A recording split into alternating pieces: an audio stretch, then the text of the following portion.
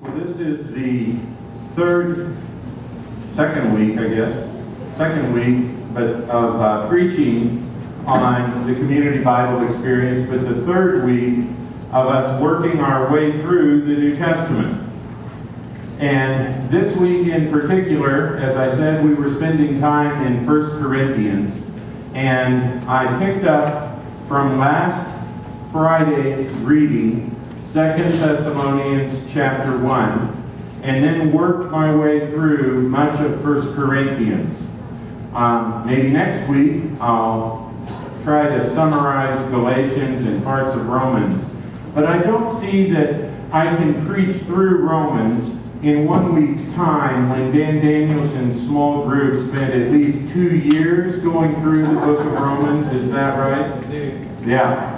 So that would be a very long sermon, and we're not going to try to do that.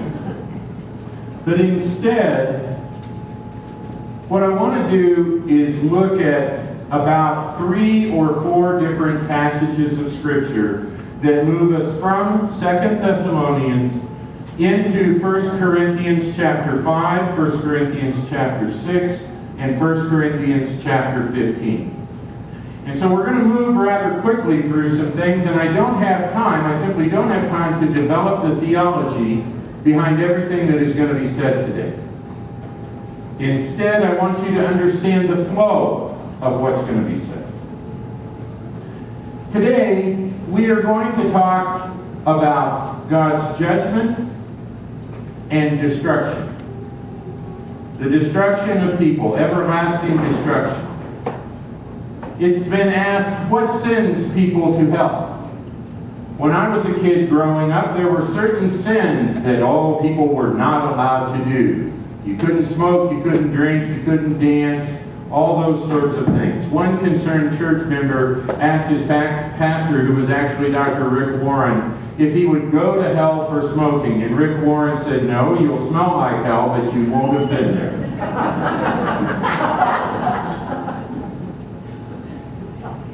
Is it smoking that sends us to hell? Is it drinking? What is it that causes us to maybe face an eternity without God? Maybe it's the way we compare ourselves to others.